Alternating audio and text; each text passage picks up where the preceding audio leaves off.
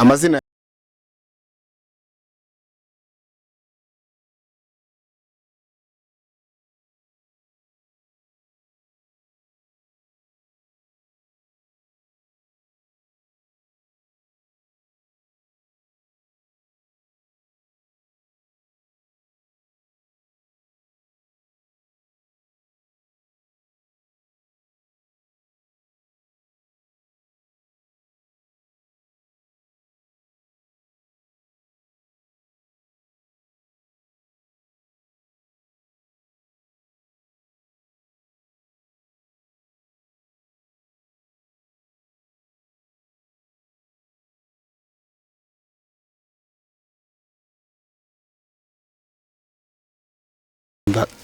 gatoya kugira ngo tuze kubana muri iri jambo.